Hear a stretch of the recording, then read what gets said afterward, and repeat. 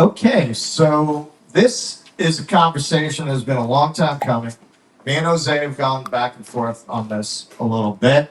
We were in Sylvia's talking about this, and he started reciting Plato from memory. There was a professor from an HBCU sitting at the next table who was so impressed he exchanged information with Jose. So he's going to be formidable. So it's my question. A lot of you, I assume you watch the show if you're here. I did a lot of traveling last year. I went to India, I went to Greece, I went to Italy, because I believe World War III is coming, so I wanted to get it in. No, really, that's why I did it all at once, because I was like, any day now, you're just not even going to be able to do this anymore. And one of the things that really struck me was you go to Venice, you go to Rome, you go to Delhi, you see these ancient structures and buildings, and all of these societies that achieved this level of art and culture and civilization and economic organization, they're all built on exploitation in the end. In the end, somebody's paying for that. When you talk about the great intellectual movements of any period, you're not talking about most people in that society, even now. You're talking about a very small elite class that Aristotle's views were being debated by. Or down, when you talk about the 60s and you talk about Woodstock, you're not talking about most people. Most people were doing what they always did. That's a very small elite class that was having that conversation at that time. So my question is, can a civilization, can a society achieve that level of culture and sophistication without exploitation, without anybody paying the bill? So I thought these would be very interesting people to discuss this with. As everybody knows, Tusker is Marxist-Leninist, and Jose is Jose. Patriot. Goddamn American. So that is and what's really interesting about this is, and I don't want to speak for anybody, but from talking to them separately, Jose's answer is yes, and surprisingly, to me anyway, Tusker's answer is no. So let's get it. That's not exactly. Speak for yourself. Speak for yourself. I don't. That's what I said. I don't want to speak for you. All right. So this is going to be a fight. That's what we have the kiddie pool with the cream corn backstage. All right. So Jose, let's start with you. You argue that yes, you can achieve high levels of civilization without anyone being exploited. How do you do that? Explain your view on it. So for about thousands of years of history, you can trace it, well, maybe not thousands of years of history, you can actually trace back beautiful culture, classical culture, what's considered classical culture, as the actual counterculture of the times that they were made. Because there was a lot of exploitation and slavery going on about the time of Plato, before Plato, of course, and Socrates and Plato were one of the first people to be anti-slavery. Well, not the first people, but some of the people who were the most outspoken about it. And I was, in preparation for this, I wanted to actually go after Aristotle, because a lot of oligarchy, a lot of monarchy, a lot of the systems of government, feudalism, and ever since the collapse of the Greek civilization and the Roman civilization, and even the Greek and Roman civilization, of course, they had exploitation. But pretty much from then and before, up until the American Revolution, and today, you still had exploitation. And one of the reasons is because Aristotle is propped up as one of these big intellectual giants, as, we should be listening to Aristotle. But if you read Aristotle's Politics, Book 1, in paragraph 6, he just asks the question, are some people born to be slaves and some people born to be rulers? And he says, yes, because we are all inherently animals. But some people are born to lead and be better in the food chain, and some people are just born to be slaves. And it's okay to be a slave, because at least you're not like an animal slave. At least you can think sometimes, and you can feel sometimes, and you can be political. So it's better to be a human slave than an animal slave. So you should be happy to serve your masters. And this has been the reasoning and the rationale that has existed for thousands of years. Okay, this is what allows monarchies to exist. This is what allows oligarchism to exist. But then you have on the flip side, Plato and Socrates, who are completely against slavery. And he proves it in the Meno dialogue, where Socrates is arguing with this aristocrat named Meno, and they're arguing about what is virtue. And can you know something, or does somebody have to tell you what is true? Can you know something is true innately? And Meno, there. To make a long story short, and you cut me off whenever I get boring. But basically, the point is that Socrates grabs one of Meno's slave boys, and he takes him to the beach, and he has him draw a square in the sand, and then he says, "Now, can you double the square?" And just through reasoning and intuition, Socrates never tells him the answer. He just sort of leaving out the dirty parts. Just with like reasoning and intuition and just asking questions, the slave boy comes to the conclusion that you can double the square, and he does figure out how to double the square. And it's an experiment I would ask everybody here to do: just draw a square and then figure out how to double it through the construction as if it was on sand and a stick, right? And he proved that the slave boy was actually smarter than Meno, because the slave boy wasn't blocked. I mean, because the slave boy wasn't blocked on this, and so when you have examples of beautiful culture, things that, whether it's art, poetry, music, or even architecture, because you look at something like the Cologne Cathedral, which took centuries to make, generations and generations, or the Brunelleschi Dome, these things took centuries to make, and the people making them weren't just like idiots who were told, now put this brick here or there. These people were some of the most skilled craftsmen of their time. These were just, not just any other masons, but these were like the best of the best, working on these projects that they knew they were going to die before they ever saw completed, because they were motivated by an idea of something greater than themselves. And so just to kind of wrap up the point as to why I believe the American Revolution was the first example of an attempt to have a society without exploitation, the very phrase, we declare these truths to be self-evident, that all men are created equal. You have to understand that's a stab against the monarchy system, because the whole British Empire was set on this divine right to rule. It was against this Aristotelian attack that some people are just born to be leaders. No, everyone is created equal. That's what that was. Are we at the point at which we can have a society without exploitation? If we wanted to, yeah, actually. And then, well, I'll stop there. All right. All right. So you got to say about that? Mr. Hutt, let's see how Richie Torres handles that. I really want to see what Richie Torres has to say about Aristotle. That would be interesting. All right, Tusker. Aristotle is Hamas. So what I would say is that we can't undo the past. So we're talking about, can you have a society and civilization that's built on exploitation? No, you can't. It's in the past and we cannot change that. And those societies were built on exploitation.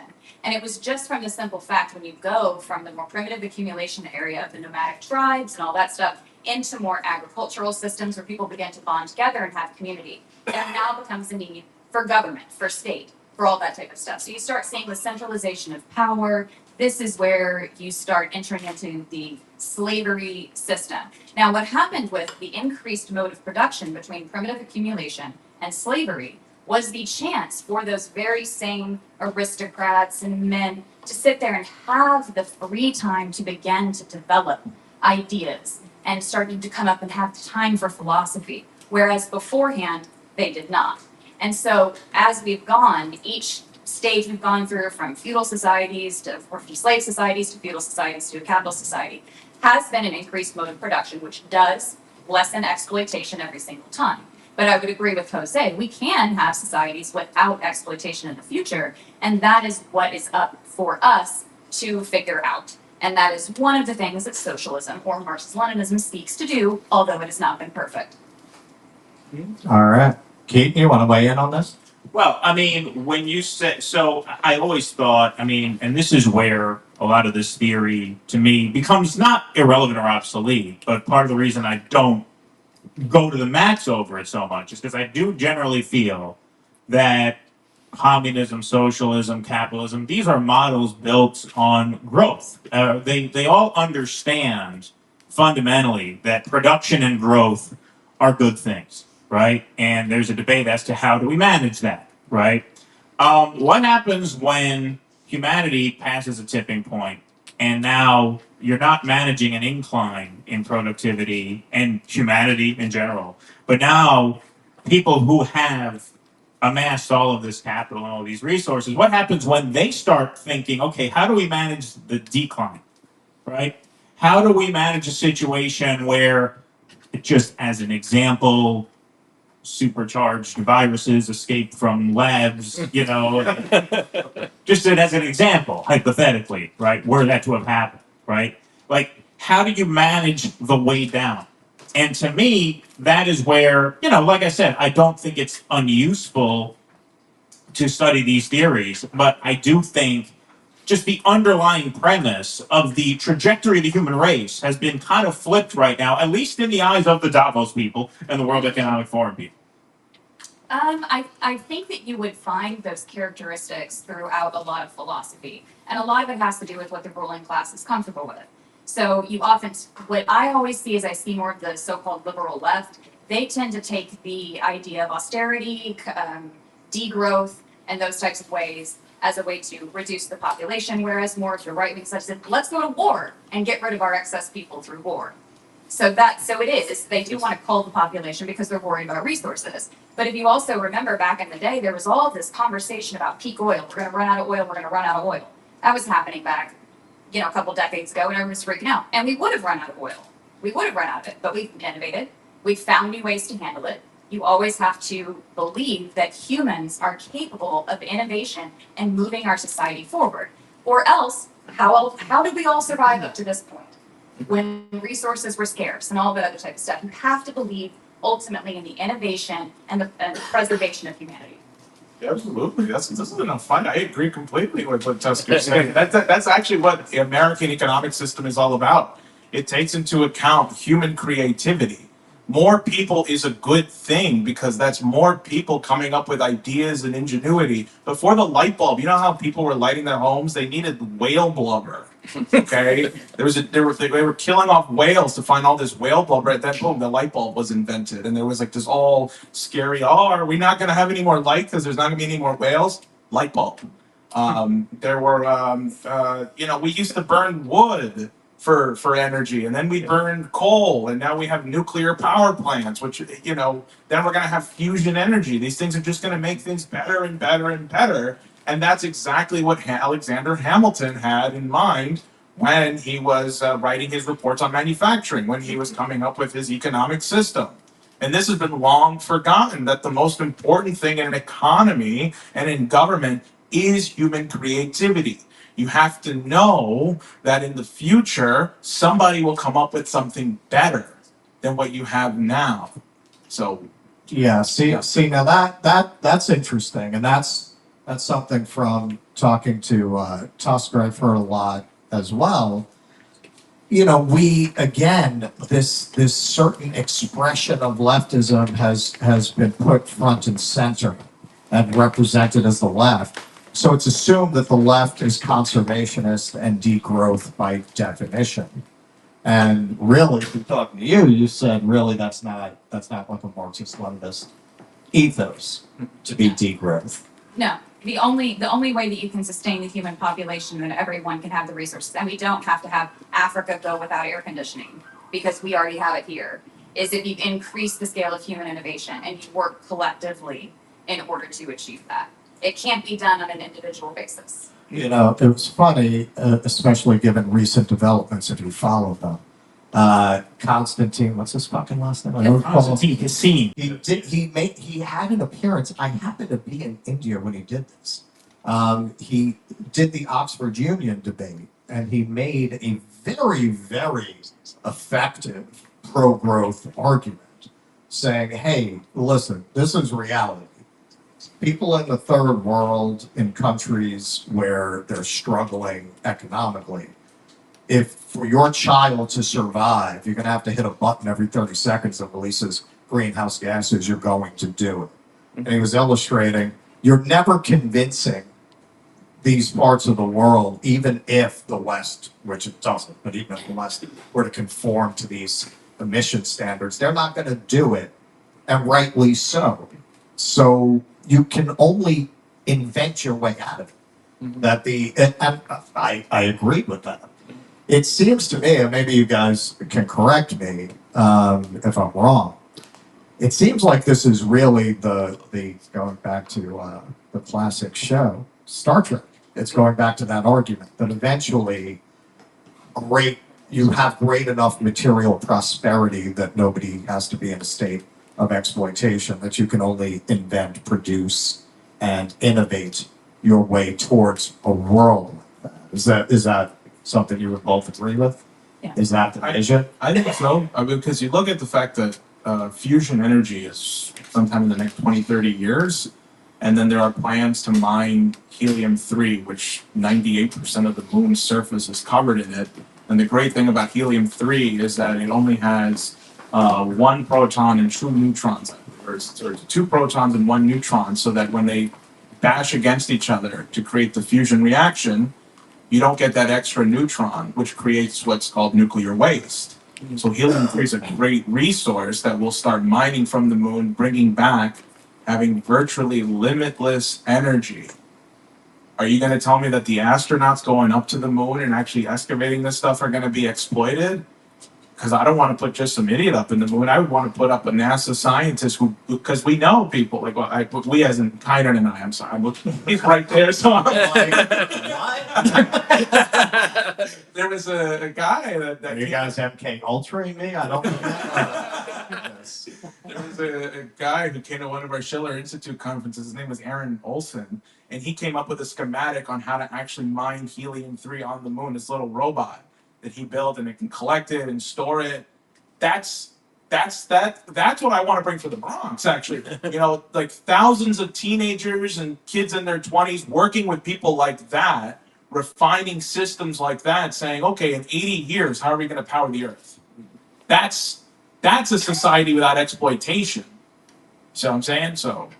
Yeah, and I would say probably one of the only things that we have to worry about with these new green energy, any of the types of things that we're talking about. Hey, guess what's linked to the petrodollar?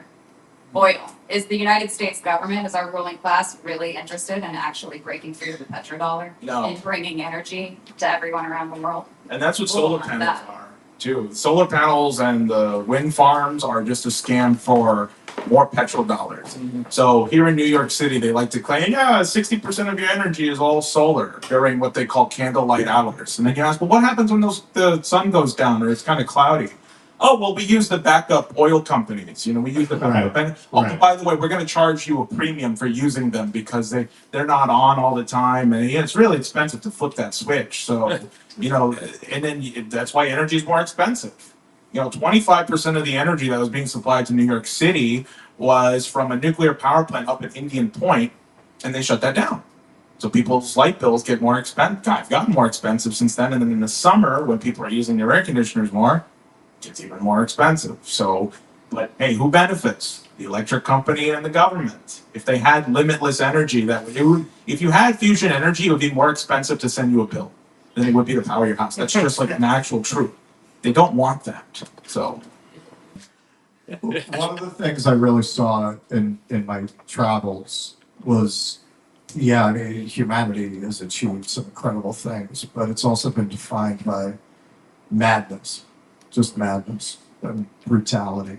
You know, when I went to India, one of the things I noticed, you know, because we have this very naive vision very often of the East, right? Just the war enlightened place. You know what you see all over India? Forts. Forts. You don't build forts unless you're warned, right? These forts will have big spikes on them to stop the elephants when they come to the door. This is true anywhere you go in the world. I mean, I haven't been everywhere, but I can't imagine. It's true these places, but it's not true any place where you've had highly organized states and economies. Looking at the great religious art of Europe, which we're kind of touching on. Yeah, I mean, it's an incredible achievement, but I also see for 1,000 years you could only paint Bible subjects. Mm-hmm. That was it. If you wanted to innovate, if you wanted to come up with 3-point perspective, you had to paint the Last Supper. Nobody was going to pay you to do that otherwise. So you have all these artists could only express their innovations through this particular motif and these particular ideas. I think what sometimes can get lost when you're talking about just a very material analysis, there has to be a revolution of consciousness. There really does. People have to become more conscious over always going to follow the same patterns of exploitation one way or another. You'll just find ways to express it under a new system. You change the system, but you don't change the people. The people are just going to express themselves the same way through that system. It's water seeking its level. That's right. That's what I think. Well, I like that. I think it's fine. I love it. Love it.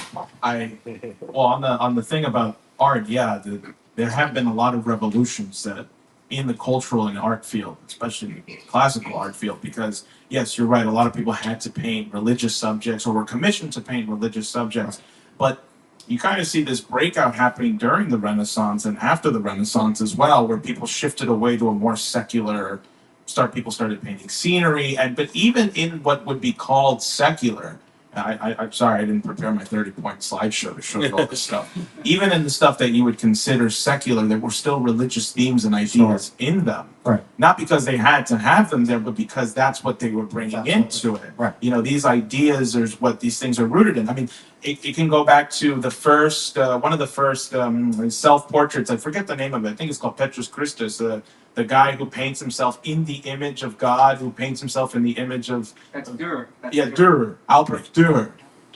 He paints himself to look like Christ, how you would normally paint Jesus Christ. And this was controversial as hell. Like, why would you...